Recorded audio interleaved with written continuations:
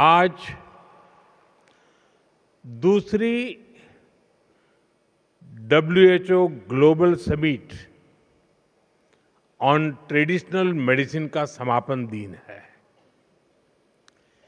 पिछले 3 दिनों में यहां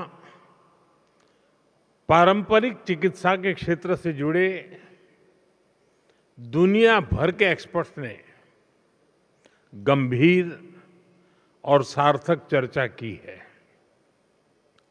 मुझे खुशी है कि भारत इसके लिए एक मजबूत प्लेटफॉर्म का काम कर रहा है और इसमें WHO की भी सक्रिय भूमिका रही है।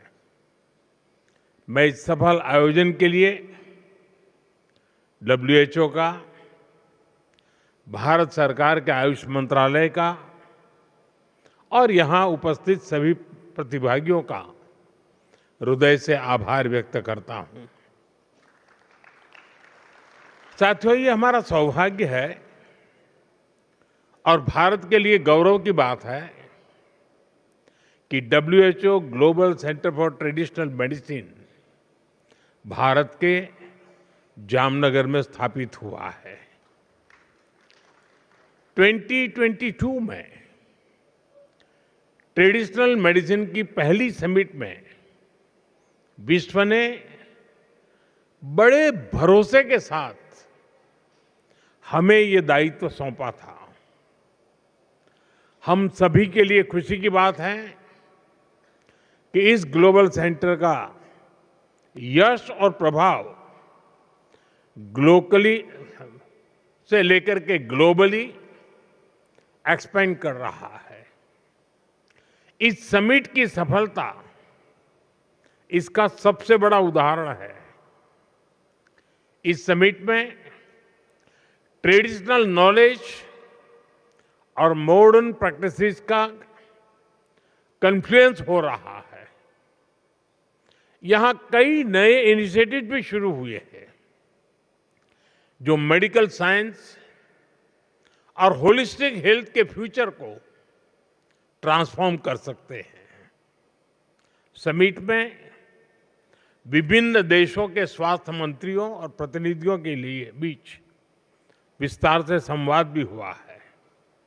इस संवाद ने जॉइंट रिसर्च को बढ़ावा देने, नियमों को सरल बनाने और ट्रेनिंग और नॉलेज शेयरिंग के लिए नए रास्ते खोले हैं।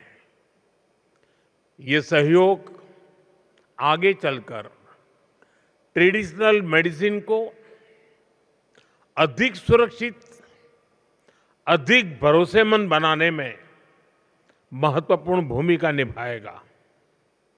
साथियों, इस समिट में कई अहम विषयों पर सहमति बनना हमारी मजबूत साझेदारी का प्रतिबिंब है।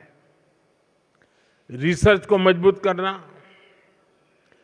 ट्रेडिशनल मेडिसिन के क्षेत्र में डिजिटल टेक्नोलॉजी का उपयोग बढ़ाना, ऐसे रेगुलेटरी फ्रेमवर्क तैयार करना जिन पर पूरी दुनिया भरोसा कर सके, ऐसे मुद्दे ट्रेडिशनल मेडिसिन को बहुत सशक्त करेंगे।